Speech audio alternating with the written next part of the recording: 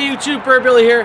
Hey, I was changing the oil on my truck today and the oil filter was jammed on. I could not get it off. It was bonded to the truck practically. I've taken my truck in for a while now and had a company do the oil changes for me. Felt like someone put it on with a wrench. To get an oil filter off, a lot of times you can grab with your hand, sometimes a good twist and you may get it. Usually it needs something like an oil wrench to break it.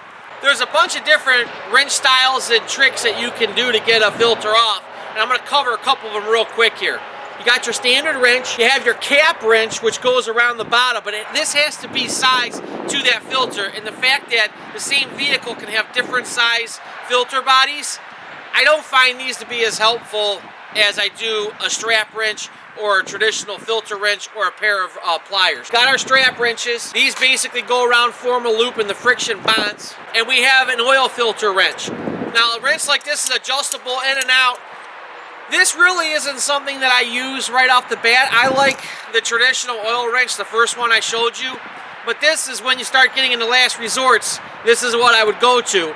Today, I went through all my tricks and ended up with this, and then this caved it in. And once it caved it and started cracking, I knew I had to go to the ultimate last resort, last trick, and this is it. Get yourself a nice big Phillips, number 3 works well, and a hammer. I know it's tight down there.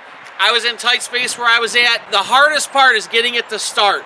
I jacked the truck up a little bit to give me a little bit more room to work underneath there. Set the point against the low part, and it's okay if it goes in a little bit of an angle.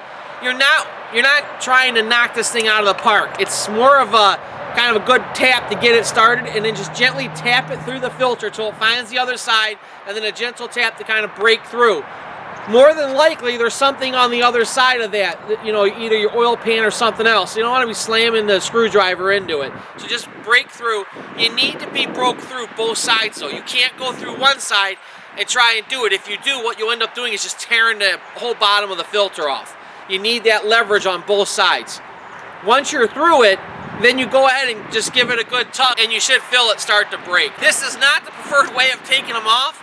But if you're stuck and there's nothing else to do, this is something you can try, and hopefully this will take care of it for you. It did for me today, and I got my oil changed and I'm back on the road again. Hey, if any of you have any other tricks or a comment you want to make, feel free to put it down below.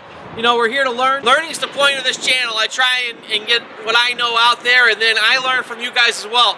I've gotten a lot of good comments over the years that have helped me improve things that I'm doing from viewers like you out there. So if you've got another trick that you do, feel free to post it down below. As always, I hope you found this helpful, and I'll see you in the next video.